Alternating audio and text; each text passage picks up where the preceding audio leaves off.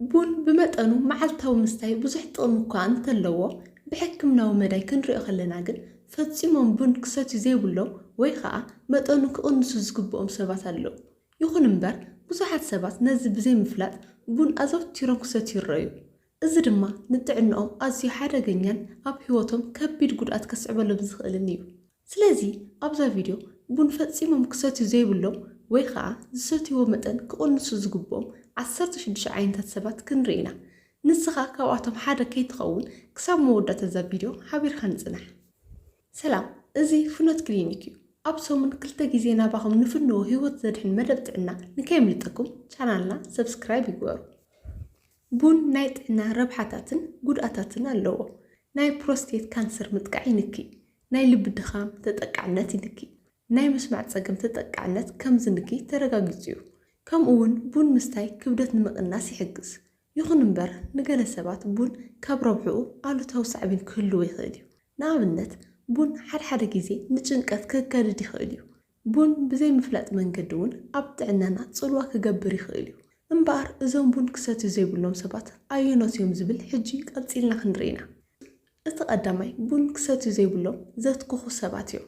ዘትኩኹን ቡን ዝሰትዩን ሰባት ብናይ ልቢ ሕማም ወይ ድማ ብካንሰር ናይ ሙማት ዕድሎም ብጣዕሚ ዝወሰኸ እዩ። ስለዚ ተትኩኹ እንተኮይንኩም ቡን ክትሰትዩ የብልኹምን። ክትፈልጡ ዘለኩም ምትኻኽ በዓሉ ጥዕናኹም ብልዑል ኩነታት ዝጎድእ ነገር ምዃኑ እዩ። ኣብዚ ድማ ካፊን ክውስኻ ከሎ ጉድኣቱ ልዑል ይኸውን ማለት እዩ። ስለዚ ዘትኩኹ ሰባት ቡን እንተዘይሰትዩ ዝምከር እዩ። እቲ ካልኣይ ቡን ክሰትዩ ዘይብሎም ሰባት ናይ ማይግሬን ሕማም ዘለዎም ሰባት እዮም። ኣብ መንጎ ቡንን ማይግሬን ሕማምን ዘሎ ዝምድና ግልጽ ኣይኮነን። ምክንያቱ ገሊኦም ሰባት ካፊን ናይ ማይግሬን ሕማም ክንከሎም ይኽእል እዩ። ንኻልኦት ድማ ናይ ማይግሬን መበገሲ ክኾኖም ይኽእል እዩ። ቡን ምስታዮም ማለት እዩ። ካልእ ናይ ቡን ወልፊ ዘለዎም ቡን ምቁራፅ ርእሲ ሕማም ከስዕበሎም ይኽእል እዩ። ስለዚ ብተደጋጋሚ ናይ ማይግሬን ሕማም እንተጋጢሙኩም ቡን ምሕዳግ ለውጢ ከምፅእ ዝኽእል ምዃኑ ምፍታኑ ኣድላይ እዩ። ስለምንታይ? ዘካትዕ ወይ ድማ ግልጽ ዝኾነ ዝምድና ስለ ዘይብሎ ማለት እዩ። ንገሊኦም ናይ ማይግሬን ርእሲ ሕማም ክንከሎም ይኽእል እዩ። ንገሊኦም ድማ ነቲ ሕማም ከባእሰሎም ዝኽእል ኣብ መንጎ ቡንን ከምኡውን ማይግሬን ዘሎ ዝምድና ግልጽ ዝኾነ ኣይኮነን ማለት እዩ። ንዓኹም ግን እቲ ሕማም ዘለኩም ሰባት ማለት እዩ ቡን ምስ ሰተኹም ነቲ ሕማም ዘባእሰልኩም እንተኾይኑ ቡን ምስታይኹም ክትቕንሱ ኣለኩም። ምስታይኹም ድማ ነቲ ሕማም ዝንከልኩም እንተኾይኑ እንተሰትኹም ዝምከር እዩ ማለት እዩ። እቲ ሳልሳይ ቡን ክሰትዩ ዘይብሎም ሰባት ልዑል ጭንቀት ዘለዎም ወይ ድማ ድንገተኛ ናይ ምርባሽ ስምዒት ዘጥቅዖም ሰባት እዮም። ካፊን ዘነቓቕሕ ነገር ኮይኑ ኣብ ገሊኦም ሰባት ጭንቀት ከባእስ ይኽእል እዩ።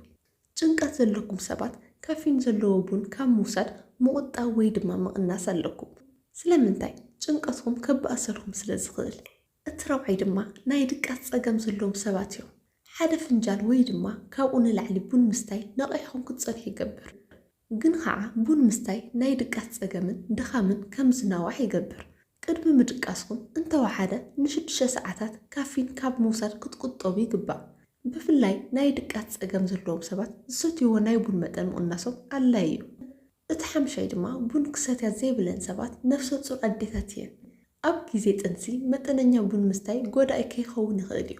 መጽናዕትታት ከም ዝሕብርዎ ኣብ መዓልቲ ክሳብ 3 ፍንጃል ምስታይ ጉድኣት ከይምፅእ ይኽእል እዩ። እዚ ማለት 300 ሚሊግራም ካፊን ማለት እዩ። ይኹን እምበር ነፍሰ ፁር ጓል ኣንስተይቲ ካብ 1 ፍንጃል ቡን ንላዕሊ እንተይዝሓለፈት ይምከር። ብፍላይ ድማ ክሳብ መጀመርታ 3 ኣዋርሕ ናይ ጥንሲ ኣብ ግዜ ጥንሲ ካብ ዝንላዕሊ ምስታይ ጎዳኢ ኮይኑ መሃንነት፣ ድንገተኛ ሞት ህፃናት ምውሳኽ፣ ዝተሓተ ናይ ውልደት ክብደት ሓዊሱ ካልኦት ኣሉታዊ ጽልዋታት ኣብ ጥንሲ ከስዕብ ይኽእል እዩ። ስለዚ ድማ ነፍሰ ፁር ጓል ኣንስተይቲ እንተዘይሰተየት ይምከር። ግን ከዓ ብወርፊ ትጽገም እንተኮይና ኣብ መዓልቲ 1 ፍንጃል እንተሰተየት እዩ ዝምከር። ካብኡ ክሓልፍ ኣይምከርን። እቲ ሻድሻይ ድማ ናይ ልቢ ሕማም ዘለዎም ሰባት እዮም። ቡን መዓልታዊ ምስታይ ናይ ልቢ ሕማም ከቢድ ፀገማት ናይ ምኽሰት ዕድል ኣይውስኽን። እንታይ ደኣ ቡን ብበዝሒ ናይ ልቢ ጥዕና ንምሕላው ይሕግዝ። ግን ከዓ ናይ ልቢ ሕማም ዘለዎም ሰባት መዓልታዊ ቡን እንተሰትዮም ናይ ልቢ ሕማም ተጠቃዕነቶም ክውስኽ እንከሎ ናይ ልቢ ሕማም ዘለዎም ድማ ነቲ ሕማም ከባእሰሎም ይኽእል እዩ ማለት እዩ።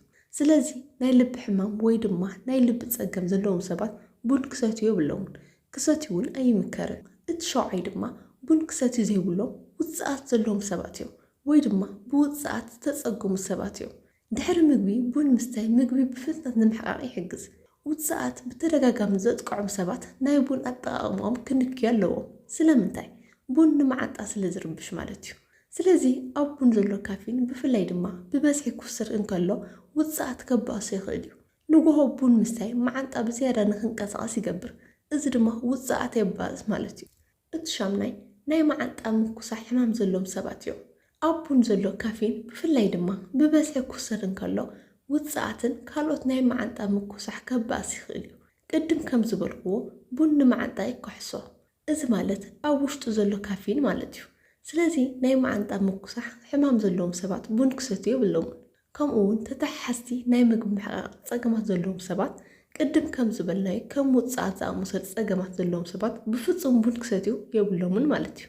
እቲ ተሻዓይ ድማ ቡን ክሰትዩ ዘይብሎም ሰባት ናይ ደም ምፍሳስ ፀገም ዘለዎም ሰባት እዮም። ኣብ ቡን ዘሎ ካፊን ናይ ደም ምርጋእ ከደናጉይን ናይ ደም ምፍሳስ ፀገም ከባእስን ይኽእል እዩ። ስለዚ ናይ ደም ምፍሳስ ፀገም ዘለዎም ሰባት ቡን ክሰትዩ የብሎምን። እቲ ዓስራይ ድማ ጡብ ዘጥብዋ ኣዴታት እየን። ጡብ ኣብ ምጥባው ግዜ ኣብ መዓልቲ ካብ 1 ክሳብ 2 ፍንጃል ቡን ምስታይ ጎዳኢ ኣይኮነን። ብልዑል መጠን ምስታይ ጎዳኢ እዩ።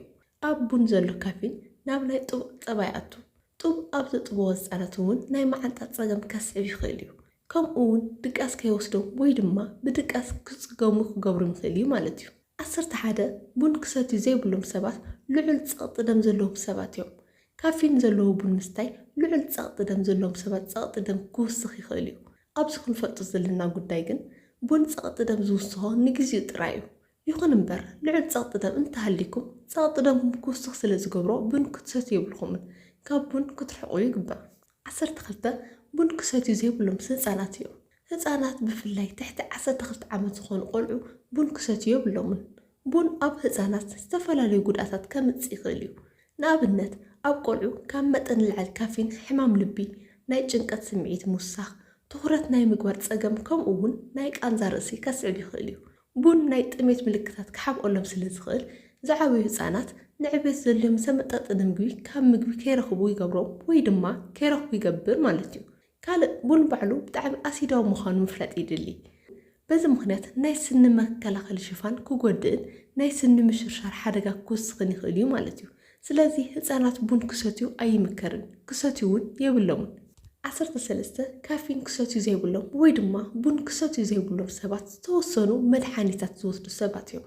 ካፊን ምስ ብዙሓት መድሓኒታት ክውሰድ እንከሎ ናይ መድሓኒታት ፅልዋ ክንኪ ወይ ድማ መድሓኒታት ከይሰርሑ ክገብር ይኽእል እዩ። ንኣብነት ምስ ናይ ድብርት መድሓኒታት ምስ ታይሮይድ መድሓኒታት ክውሰድ እንከሎ ፀገም ክፈጥር ይኽእል እዩ። ስለዚ ዝኾነ ዓይነት መድሓኒት ትወስዱ እንተኮይንኩም ምስ ሓኪም ብዛዕባ ካፊን ኣጠቃቅማኹም ምዝርራብ ኣድላይ እዩ። ቡን ምስታይኹም ምስቲ መድሓኒት ዝስማዕማዕ ምዃኑን ዘይምዃኑን የፍልጥኹም ማለት እዩ። 14 ቡን ክሰትዩ ዘይብሎም ሰባት ዘውድቕ ሕማም ዘለዎም ሰባት እዮም። ዘውድቕ ሕማም ዘለዎም ሰባት ልዑል መጠን ዘለዎ ካፊን ካብ ምጥቃም ክቁጠቡ ኣለዎም። ውሕድ መጠን እኳ እንተኾነ ምጥንቃቕ ይግብኦም እዩ። 15 ቡን ክሰትዩ ዘይብሎም ግላኮማ ወይ ድማ ናይ ዓይኒ ፀቕጢ ሕማም ዘለዎም ሰባት እዮም። ካፊን ዘለዎ ቡን ምስታይ ኣብ ውሽጢ ዓይኒ ዘሎ ፀቕጢ ይውስኽ። እቲ ቡን ምስ ሰተኹም ኣብ 30 ደቃይቕ ውሽጢ ይውስኽ። ከምኡውን እንተወሓደ ን9 ደቃይቕ ዝኣክል ይፀንሕ። ግላኮማ እንተደኣሃሊኩም ቡን ምጥንቃቕ ክትሰትዩ ይግብአኩም። እንተዘይሰተኹም እውን ዝምከር እዩ። 16 ቡን ክሰትዩ ዘይብሎም ሰባት ናይ ዓፅሚ ምድቃቕ ሕማም ዘለዎም ሰባት እዮም። ቡን ምስታይ ኣብ ሽንቲ ዝወፅእ ናይ ካልሽየም መጠን ይውስኽ። እዚ ድማ ንዓፅምና ከዳኸሞ ይኽእል እዩ። ስለምንታይ? ካብ ዓፅምና ካልሲየም ስለ ዝወፅእ ማለት እዩ። ዓፅሚ ምድቃቕ እንተሃሊኩም ኣብ መዓልቲ ካብ 3 ፍንጃል ንላዕሊ ቡን እንተዘይሰቲኹም ይምከር። ብሓፈሻ ጥዑያት እንተኮይንኩምን ካብ ምግቢ እኩል ካልሲየም እንተረኺብኩምን ቡን ምስታይ ዓፅሚ ምድቃቕ ናይ ምሓፅ ዕድልኩም ኣየባእሶን። እዚ ማለት እኩል ካልሲየም ካብ ምግቢ ትረኽቡ እንተይኮንኩም ቡን እንተሰተኹም ኣብ ጥዕናኹም ወይ ድማ ኣብ ዓፅምኹም ዝኾነ ዓይነት ጉድኣት ኣይስዕብን። ግን ከዓ ካልሲየም ዘይትረኽቡ እንተኮይንኩም ኣብዚ ዝተደንቢሩ ድማ ቡን ትሰትዩ እንተኮይንኩም ካብ ሰውነትኩም ወይ ድማ ካብ ዓፅምኹም ካልሲየም ከም ዝወፅእ ብምግባር ንናይ ዓፅሚ ምድቃቕ ሕማም ተጠቃዕነትኩም ይውስኽ ማለት እዩ። ስለዚ ብሓፈሻ እዞም ሰባት ቡን ክሰትዩ ዘይብሎም ሰባት እዮም ወይ ድማ ቡን እንተዘይሰተዩ ዝምከሩ ሰባት እዮም ማለት እዩ። እምበኣር ቡን ክሰትዩ ዘይብሎም ሰባት እንታይ ክገብሩ ኣለዎም ወይ ድማ እንታይ ክሰትዩ ይኽእሉ ዝብል ሕቶ ምፍጣሩ ኣይተርፍን እዩ። ኣብ ክንዲ ቡን ብዙሓት ጥዕናዊ ኣማራፅታት ኣለዉ። ካፊን ዘይብሎም መስተታት ምስታይ ይከኣል እዩ። ንኣብነት እቲ ቀዳማይ ማይ እዩ። እቲ ዝበለፀን ቀዳማይን ኣማራፂ ማይ እዩ። ንሰውነትና እኹል ራሕሲ ይህብ፣ ድኻም ይንኪ፣ ሕማም ርእሲ ይከላኸል፣ ምግቢ ንምሕቃቕን ርስሓት ካብ ሰውነትና ንምውጋድን ይሕግዝ። እቲ ካልኣይ ድማ ሻሂ ዝንጅብል እዩ። ንቃንዛ መዓንጣን ምግቢ ንምሕቃቕን ይሕግዝ። ንናይ ጨዋዳታት ቃንዛ ይንኪ፣ ንጉንፋዕ ንምስትንፋስ ጽቡቕ እዩ። እቲ ሳልሳይ ድማ ሻሂ ናዕናዕ እዩ። ብዘይካ እቲ ጽቡቕ ሽቱ ካፊን ስለ ዘይብሉ ንጥዕና ኣዝዩ ይምካር። ጭንቀት ንምቕናስን ንምርግጋእን ይሕግዝ። ንቃንዛ ሕማም ርእሲ ይንኪ፣ ንጥዕና መዓንጣን ስርዓተ ምሕቃቕን የፋጥን። እቲ ራብዓይ ድማ ማይ ለሚን እዩ። ጽሙቕ ለሚን ንጎሆ ቡን ኣብ ክንዲ ምስታይ ክትጥቀሙሉ ትኽእሉ። ቫይታሚን ሲ ስለ ዘለዎ ሕማም ናይ ምክልኻል ዓቕሚ ይውስኽ። ንጥዕና ቆርበት ይሕግዝ። ካብ ቡን ብዝሓሸ መልክዑ ሰውነትና ከተባብዕ ይኽእል። እቲ ሓምሻይ ድማ ግሪንቲ እዩ። ሙሉእ ብሙሉእ ካብ ቡን ክትርሕቑ እንተዘይደለኹም ግሪንቲ ዝሓሸ ኣማራፂ እዩ። ውሕድ መጠን ካፊን ኣለዎ። ክብደት ንምቕናስ ይሕግዝ። ንናይ ኣእሙሮ ንቕሓት ይውስኽ። እቲ ሻድሻይ ድማ ሻሂ ዕርዲ እዩ። ዕርዲ ምስ ፀባ ወይ ምስ ማይ ኣፍሊሕኻ ምስታይ ንቃንዛ መላግቦ ይንኪ፣ ንጥዕና ጸላም ከብዲ ይሕግዝ። እቲ ሻውዓይ ድማ ሻሂ ካርከደ እዩ። ካርከደ ብምስታይ ካብ ቡን ዝርከቡ ርቤት ክትረኽቡ ትኽእሉ። ልዑል ጸቕጢ ደም ንምውራድ ይሕግዝ። ንጥዕና ጸላም ከብዲ ጽቡቕ እዩ። እዞም መስተታት ካብ ቡን ብዝሓሸ መልክዑ ካፊን ዘስዕቡ ናይ ሕማም ልብን ጭንቀትን ከየምጽኡ ንሰውነትኩም ጥዕናኩም ክሕልው ይኽእሉ እዮም። ናይ ሎማዓንቲ መደብ ጥዕና እዚ ይመስል። ክሳብ ብኻልእ መደብ ጥዕና ንራኸብ። ሰላም ጽንሑ።